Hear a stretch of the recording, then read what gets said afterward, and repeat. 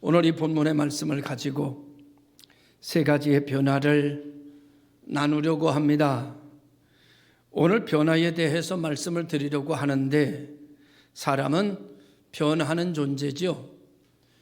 사람은 좋게 변하면 이걸 변화라고 말하고, 나쁘게 변하면 이걸 변질이라고 합니다. 어떤 사람을 만나느냐, 누구를 만나느냐에 따라서 사람은 변하는데, 좋게 변화되는 사람이 있는가 하면 잘못된 사람을 만나면 사람이 달라지는데 변질되는 사람도 있다. 이렇게 서두로 말씀을 드려놓고, 예수님 만나면 어떤 변화가 일어나는가 하는 것에 대하여 말씀부터 드리려고 합니다. 먼저 예수님이 누구인가 하는 것인데요, 예수님은 누군가 하면은 나를 살리려고, 나를 구원하시려고 하나님이신 분이 인간이 되셔서 우리에게 오신 분이 예수님이십니다. 다시 말하면 인간이 되셔서 우리에게 오신 하나님, 그 이름을 우리는 예수라 한다, 이렇게 부르게 된 것이지요.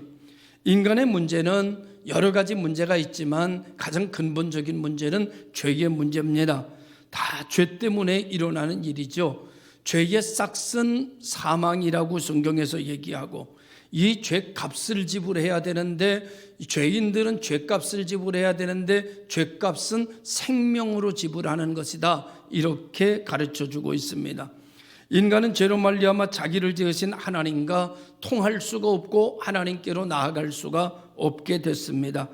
하나님과 통하지 못하니까 인간의 문제는 해결될 길이 없는 거지요. 하여 주님이 인간의 이 죄의 문제를 해결하려고 오신 것입니다.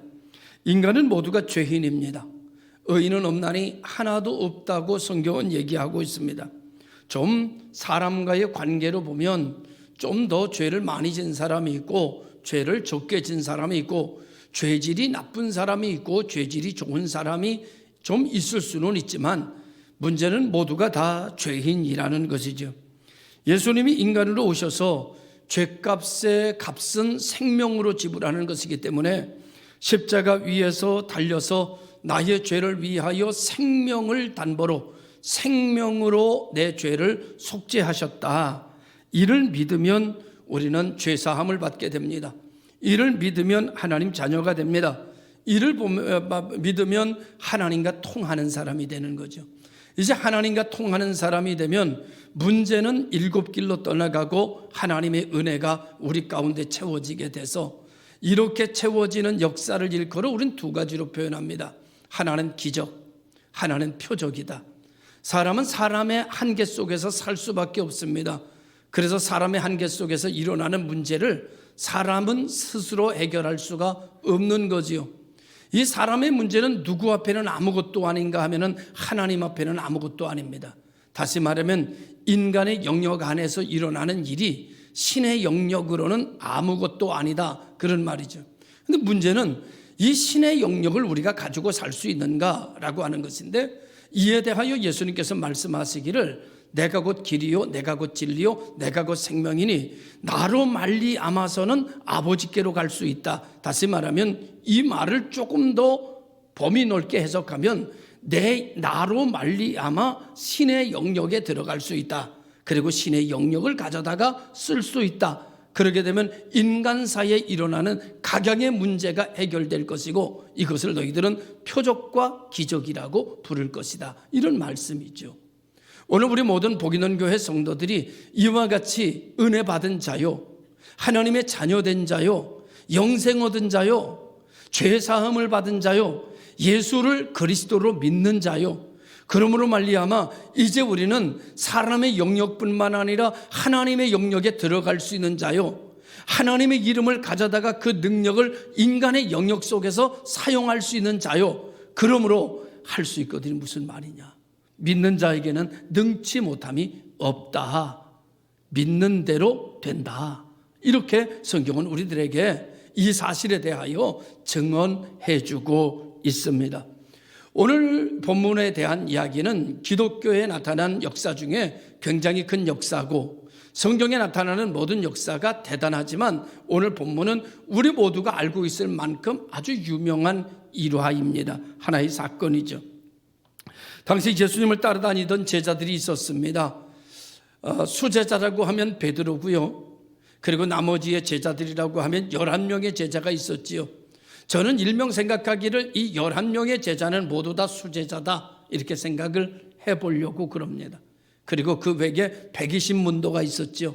그리고 난 다음에 구름대처럼 볼대처럼 따라다니는 군중이 있었습니다. 예수님이 가는 곳마다 사람들은 인산이례로 모여들었고 그 이유는 사람의 영역에서 해결할 수 없는 일들이 하나님의 영역 예수 그리스도 안에서는 풀어지고 해결되고 회복되는 것이 나타났기 때문입니다. 사람들은 그런 데 매력을 느끼죠. 그래서 모든 사람들이 문제가 있는 사람들마다 그 문제를 들고 그리고 예수님께로 찾아오게 되고 거기에는 덩달아 구경꾼들도 몰려들게 돼서 그때 당대에 다시 말하면 그냥 스타지요. 당대에 수많은 군중을 몰고 다니는 그런 스타가 되어진 것입니다. 이런 예수님, 그 예수님이 가는 곳곳마다 기적을 일으키고 가는 곳곳마다 역사를 만들어낼 때마다 따라다니던 12명의 제자는 생각했을 것입니다. 아, 이렇구나. 야, 정말 오병이어의 기적. 물고기 2마리와 보리떡 5개와 5,000명을 먹고 12광주리를 만드는 모습을 보면서 제자들의 꿈은 부풀었을 것입니다. 잘 따라왔다. 내가 선택 잘했지. 이분만 따라다니면 출세하는 데는 지장이 없을 것이다. 이렇게 생각했을 겁니다. 그리고 나사로가 죽은 무덤에서 살려내는 모습을 보면서 야, 끝났다. 이제는 이분이 이 나라의 왕이 되기만 하면 로마에서 벗어나는 것은 식은죽 먹기고 그리고 우리들은 이분의 좌편 우편 한 자리 차지하는 데는 문제 없을 것이고 새로운 천지가, 신자는 제가 뺍니다. 원래 붙여야 되는 건데 새로운 세계가 열릴 것이다. 이렇게 생각했을 것입니다. 이 기대는 이 제자들에게서뿐만 아니라 그 부모들에게도 영향을 미쳤고 부모들이 예수님께 찾아와서 내 아들을 잘 부탁한다는 이야기를 할 지경에 이르게 되었습니다. 이들은 예수 그리스도 안에서 꿈을 꿨고 이들은 예수 그리스도 안에서 출세를 생각했고 이들은 예수 그리스도 안에서 자기들이 행복해지는 일들을 생각했습니다. 그런데 어느 날 맥없이 예수님이 로마 군병들에게 붙잡혀 가더니 제사장 앞에 끌려가더니 십자가 위에서 죽어버리신 것입니다. 이들은 예수 그리스도를 통해서 꿈꾸고 예수 그리스도가 이들의 모든 꿈을 이루어줄 사람이었는데 이분이 십자가 위에서 죽어지게 되니까 이들은 뿔뿔이 흩어지기 시작했던 겁니다. 오늘 엠마오로 내려가는 두 제자도 자기 집으로 가는지 어디로 가는지 낙심하며 좌절하며 절망하며 가고 있고 어떤 사람은 두려움에 사로잡혀 골방 같은 데 숨어가지고 두려움에 떨고 있고 모든 제자들이 다 뿔뿔이 흩어져 버리고 마는 겁니다. 여러분, 예수님 없으면 뿔뿔이 흩어지는 거예요. 예수님 없으면 사라지는 거예요. 예수님 없으면 아무것도 아닌 거예요. 여기 장로님, 권사님, 집사님, 우리 성도님들 여기 모여 있지만 예수님이 있으니까 모이는 거예요. 예수님 없으면 우리가 같이 모일 이유가 뭐가 있어요? 예수님 계신 곳에 나 있는 겁니다. 예수님 있기에 가는 겁니다. 예수님께 영광 돌리는 자리이기에 이 자리에 앉아 있는 겁니다. 코로나 걸릴지도 모르는데 두려움도 있는데 그러나 주님께 예배한다고 하니까 하나님께 예배한다고 그러니까 오는 거예요. 주님이 나 위하여 목숨 버리셨으니 내 목숨도 주님에게 드리려고 오는 겁니다. 이것이 신앙이며 이것이 믿음 생활의 기본입니다. 사랑하는 성도 여러분, 오늘 우리는 예수 안에서 예수를 떠나 잃어버렸던 모든 것들이 예수 안에서 다시 모아지게 되고 다시 회복이 되는 역사가 일어나기를 주님의 이름으로 축원합니다. 이전에는 나 자신을 위하여 회복을 꿈꿨지만은 이제는 하나님의 영광을 위하여 꿈꾸고 하나님의 나라의 지경을 넓혀가는 일에 하나님의 미랄이 되고 그 사명을 감당하기 위하여서 오늘 내 여기 있습니다. 하나님, 이 땅에서 내게 맡겨진 사명을 내가 감당하여 하나님 나라의 기쁨 되기 원하고 하나님께 영광 되기를 원합니다. 이 때문에 오늘 내가 힘들어도 어려워도 때로는 위기 속에도 내가 불 속에도 들어가서 내가 이 복음을 전하리라고 외치는 찬송이 나오게 되는 겁니다. 불 속에라도 들어가서. 여러분, 믿음이 있는 사람은 불 속에도 들어갑니다. 믿음이 있는 사람은 시험 속에, 문제 속에, 전쟁 속에, 위험한 곳에 다 못 가지만 천국이 보장된 사람은 죽음을 두려워하지 아니하고 예수 그리스도의 이름을 가지고 나아가게 됩니다.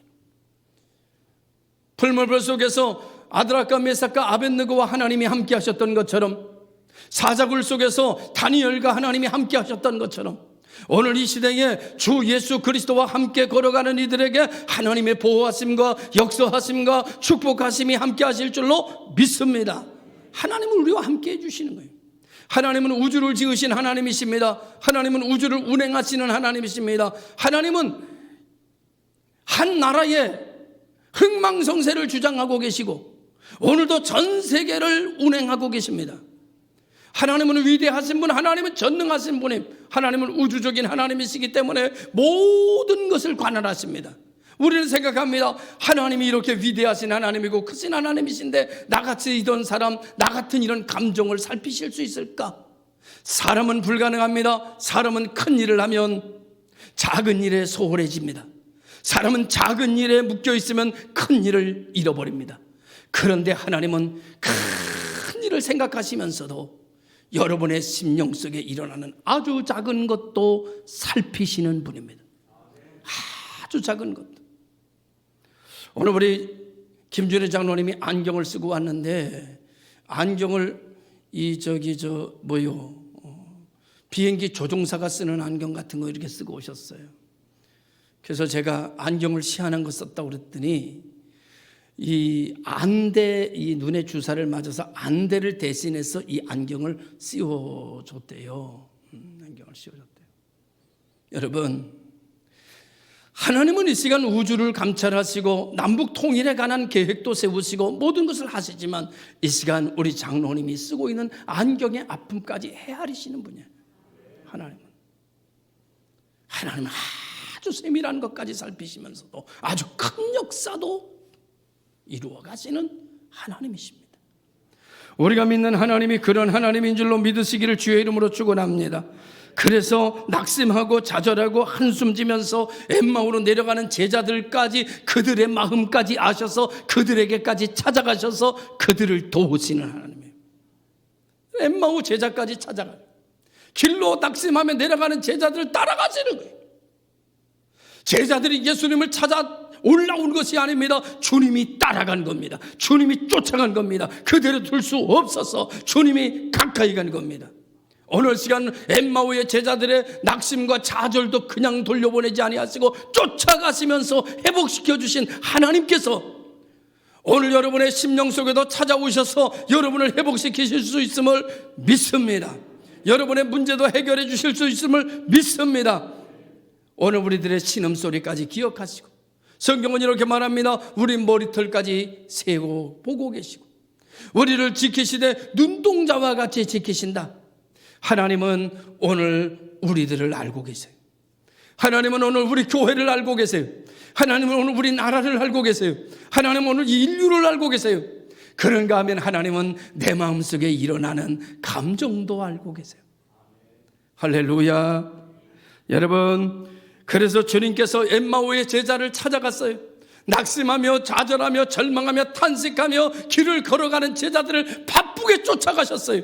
그리고 그들에게 말을 거셨어요. 알아보지도 못하는 그들에게 눈이 어두워져서 낙심해서 문제만 쳐다보고 있기 때문에 절망감에 사로잡혀서 예수님이 오셨는데도 예수님을 알아보지도 못하는 제자들에게 주님은 계속해서 말을 걸기 시작했어요. 그들과 대화를 하시기 시작했어요. 하나님의 말씀을 듣습니다. 예수님에 대한 이야기를 풀어서 알려줍니다. 그러면서 그들의 역사가 바뀌어집니다. 그들의 마음의 눈이 밝아지기 시작했다. 예수님 만나고 난 이후에 그들은 고백합니다. 우리 눈이 밝아졌다. 눈이 밝아졌다는 거예요. 맹인이 눈을 뜬 게 아니에요. 이들은 엠마오로 내려가고 있었기 때문에 이들은 눈이 안 보이지 않았어요. 눈이 어두워졌다는 말은 무슨 말인가 하면은 낙심과 좌절과 꿈이 깨짐으로 말미암아 안목이 사라졌다 그런 말이에요. 그런데 예수님 만나고 예수님 말씀 들으면서 뭐가 다시 생겨났느냐? 안목이 생겨났어요. 눈앞 한 치 발 밖에는 보지 못하던 눈이 멀리 보기 시작했어요. 여러분, 오늘 코로나19 속에서 안목이 다 깨지고 있어요. 장사의 안목이 깨지고 있어요. 그런데 여러분, 하나님의 말씀을 들으면서 주의 이름을 부르면서 안목이 살아나는 것을 믿으시길 바라요. 안목이 살아나야 되는 거예요, 사람. 여러분, 인생은 제 가운데서 모든 것을 잃어버립니다. 그래서 보이던 것도 보지 못하고 땅의 것도 보지 못하고 이웃의 것도 보지 못합니다. 더 나아가 신령한 영적인 것을 볼 수 있을까요? 불가능합니다. 땅의 문제만도 여러분 끝이 없는데 천국의 문제를 볼 수 있을까요? 여러분, 천국을 바라보지 못합니다. 그래서 인간은 주님께서 말씀하시길 봐도 보지 못하고 들어도 듣지 못하고 입이 있어도 말하지 못하는 자와 같다, 이렇게 표현했습니다. 제 친구 목사님이 머리가 많이 벗겨졌어요. 어느 분에게 소개를 들었는데 어느 병원에 가서 치료를 하면 머리가 난다고. 그래서 그 병원을 갔습니다. 그리고 돈을 주고 요즘 치료를 하고 뭐 약을 맨날 받는다고 그래요. 그래서 한 달, 거의 2달 가까이 됐어요. 2달이 되면 난대요. 다 났대요. 그래서 가끔 만나면 그 의사가 뭐라고 말하는가 하면 나기 전에는 머리가 빠질 거라고 그러는데요. 머리가 너무너무 빠진대요. 이거 정말 날까? 이거 정말 잘못되는 거 아니야? 있는 머리마저 없어지는 거 아니야? 이거 날까? 의심을 해요. 얼마 전에 지난주인가 만났어요. 그래서 제가 모자 좀 벗어보라고 그러고 이렇게 보니까 진짜 머릿속에요, 여러분, 짧은 머리가 가득 찼어요. 그래서 제가 이야, 머리가 났어. 안 믿어요. 제가 눈으로 봤어요. 그리고 앞에 여기 밴들밴들한 이 앞쪽에도요, 모근이 살아나가지고 꼬뭇하면서 머리가 나오려고 해요. 머리가 났어요. 머리가 많이 나왔어요. 어제 저녁쯤 전화 왔어요. 이렇게 얘기를 해요. 아, 이건 머리가 날까? 제가 이렇게 말했습니다. 그래서 목사님 같은 분이 있기 때문에 들어도 듣지 못하고 봐도 보지 못한다고 얘기하는 거예요. 그랬더니 한술 더 떠요. 나중에 한 달 더 지나서 가서 현미경으로 보면 알겠지. 아니, 눈으로도 보이는 걸 왜 현미경으로 봐야 알아요? 사람은 이렇게 자기 일에 관하여는 의심이 많아요. 남의 일에 관하여는 확신도 하고 믿음으로 말하기도 하는데 자기 일에 관하여는 의심이 돼요. 자기 일에 관해서는 흔들려요. 진짜 낫는데. 제가 안타까웠습니다. 안타깝군요. 제가 이러면서 얘기했어요. 목사님 말을 듣다 보니까 하나님이 우리 보시면서 얼마나 답답하실까? 그 생각이 들었어요. 이야, 하나님이 나 보면 너무 답답하겠다. 된다고 하는데 될까? 믿음대로 될지어다. 믿기는 믿는데 이거 계속적인 의심이 드는 거예요. 여러분, 여러분의 안목이 바뀌어지기를 주의 이름으로 축원합니다. 하나님의 말씀을 들으면 여러분 눈이 열리고, 눈이 열리면 안목이 달라지는 역사가 일어나게 되고, 남이 보지 못하는 것을 보고 남이 듣지 못하는 것을 들을 때 성공 확률은 올라간다고 볼 수 있습니다. 여러분, 현실 중심적으로 살아가는 사람을 갖다가 오늘만 보는 사람, 이 세상만 보는 사람을 현실주의자라고 그래요. 오늘을 보고 내일도 볼 줄 아는 사람을 이상주의자라고 그래요. 사실은 현실주의자도 마땅치 않은 거고 이상주의자도 바람직한 건 아닙니다. 중요한 것은 현실에서 믿음으로 이상을 꿈꾸는 거예요. 믿음은 바라는 것들의 실상이며 보지 못하는 것들의 증거임을 믿는 거예요. 하나님 앞에 나오는 자는 반드시 상 주신다고 한 말씀을 붙잡는 거예요. 그리고 그 안에서 살아갈 때에 안목이 길어집니다. 안목이 변화됩니다. 한치 앞만 내다보던 인생이 저 천국까지 볼 수 있는 성도들로 바뀌어지게 될 때 우리는 살아나기 시작합니다. 회복되기 시작합니다. 잃어버렸던 것을 다시 얻어지기를 시작하는 역사가 일어나게 됩니다. 이렇게 복을 받는 사람을 우리는 신앙인이라고 부릅니다. 이런 사람들을 그리스도인이라고 하지요. 두 번째, 이들이 주님의 말씀을 들었을 때 어떤 역사가 일어났는가 하면은 마음이 뜨거워졌다라고 고백하고 있습니다. 사람은요, 마음이 뜨거워야 돼요. 죽은 사람 보면요, 차가워요. 심장에 손을 대보면 냉랭합니다. 어떤 사람은 섬찟할 정도로 차갑습니다. 피가, 심장이 다 식어버린 겁니다. 피가 돌질 않는 거예요. 피가 멈춰버린 거예요. 피가 굳어진 거예요. 이 사람을 우리는 죽은 사람이다 그럽니다. 하나도 달라진 것이 없어요. 피만 돌지 않는 거예요. 심장이 멈춰버리고 만 거예요. 여러분, 피는 뜨거워야 됩니다. 심장은 뛸 때 뜨겁습니다. 사명을 감당할 때 뜨겁습니다. 목적이 있을 때 뜨겁습니다. 뜻을 세울 때 심장은 뜨거워집니다. 오늘 우리 모든 성도들이 뜨거운 성도들이 되시길 바라요. 여러분, 자동차도요, 한 대다가 오래 세워놨다 가서 이렇게 손대보면요, 차가워요. 아, 차가워요. 차가운 차를 가지고는 움직일 수 없습니다. 그런데 시동을 걸잖아요. 시동을 걸면은요, 차가 어떻게 되느냐? 뜨거워져요. 엔진이 뜨거워져요. 뜨거워지면은요, 그 속에 있던 오일이 부드러워져요. 굳었던 것도 다 녹아요. 순환이 잘 돼요. 연결됐던 모든 것을 드디어 움직이기 시작해요. 그러면서 자동차는 앞으로 전진해 가기 시작해요.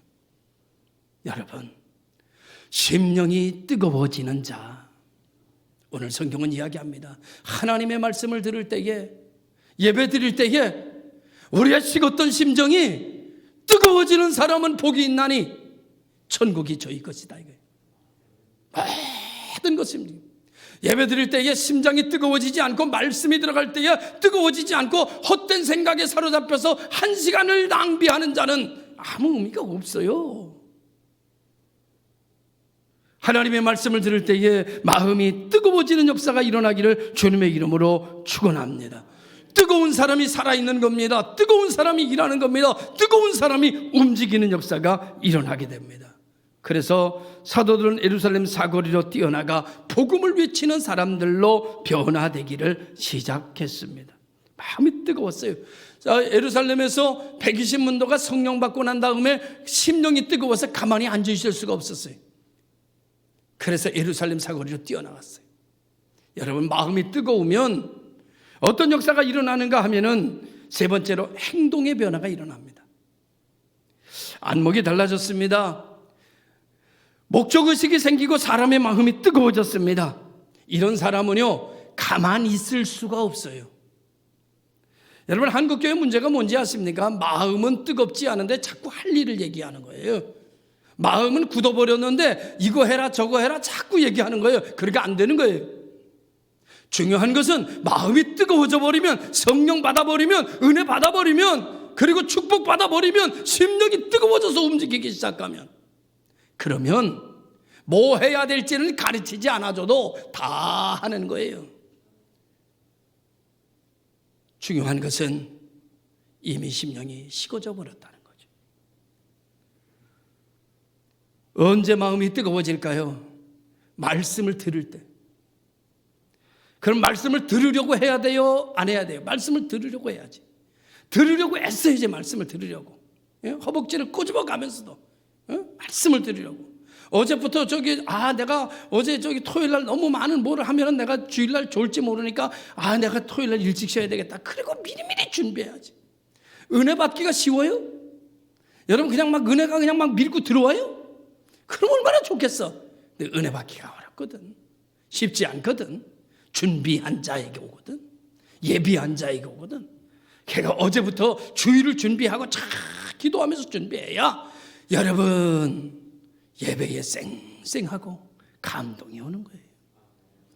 어제 밤 새벽 2시까지 텔레비 보고 이럭저럭 참으다 보등거리다가 새벽에 자다가 깨다가 하다가 와 있으니까 따뜻하고 마이크를 통해서 기도 웅웅 울리고 그러니까 그냥 아이고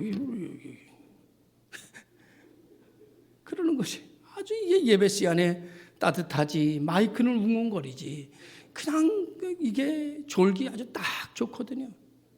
정신을 차리고 깨어서 하나님의 말씀을 들으려고 하고 들으려고 해야 들려요. 말씀은 들으려고 애써야 들려요.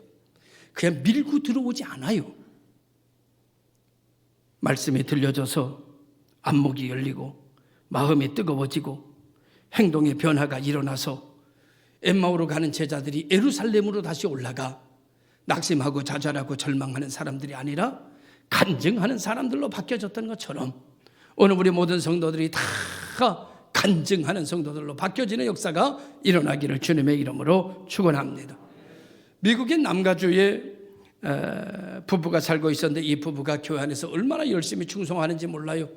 열심히 충성하는데 문제가 하나 있어요. 아기가 안 생기는 거예요. 아기가.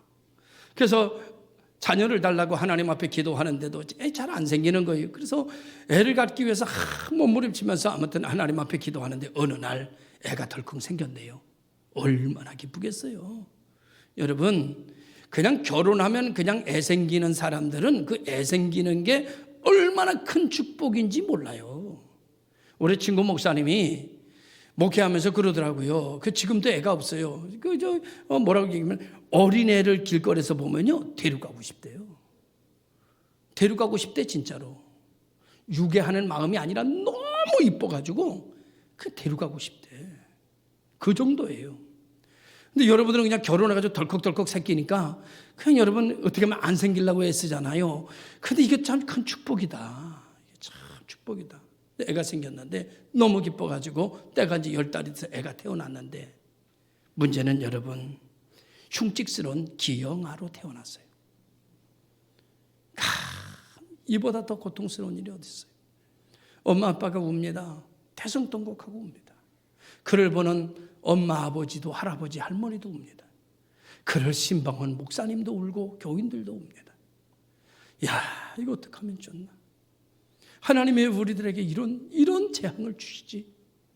자녀를 보고 축복이라고 말해야 되는데 자녀를 보고 재앙이라고 말하는 입장이 됐으니 얼마나 힘들겠어요.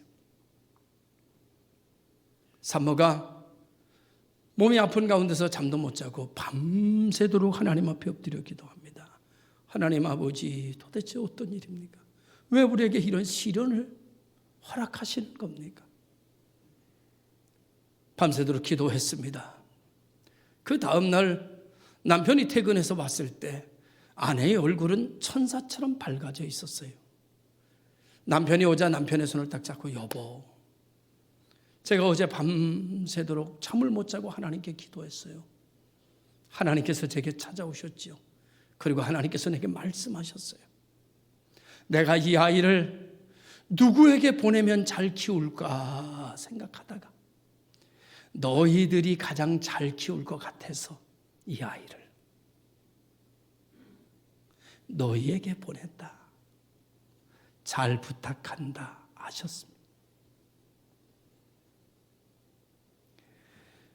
이 말씀 한마디에 하나님의 응답 한마디에 그의 마음은 눈 녹듯이 녹아버렸고 이 아이를 보면서 사랑스러워지고 사명으로 바뀌어지는 역사였습니다. 기도하면 달라집니다. 은혜 받으면 용서합니다. 은혜 받으면 감당할 수 없는 일을 감당합니다. 이길 수 없는 일도 기도해서 응답받으면 이깁니다. 사랑하는 성도 여러분, 하나님은 오늘 이 시대에 우리에게 이와 같은 세 가지의 변화를 원하고 있습니다. 성경은 이렇게 말합니다. 감당할 시험밖에는 주신 일이 없다. 지금 내 앞에 태산 같은 문제가 있다 하면 감당할 만하기에 주신 겁니다. 문제는 기도해야 감당할 수 있습니다. 은혜 받아야 감당할 수 있습니다. 성령 충만해야 감당할 수 있습니다. 넉넉히 이겨낼 수 있습니다. 변하여 큰 축복이 되는 줄로 믿으시기를 주님의 이름으로 축원합니다. 우리 모두가 다 멈췄던 걸음이 다시 예루살렘을 향하여, 다시 사명을 향하여 다른 박질하는 거룩한 축복이 저와 여러분들에게 넘쳐나기를 축원합니다. 기도하겠습니다. 만복의 근원이신 하나님,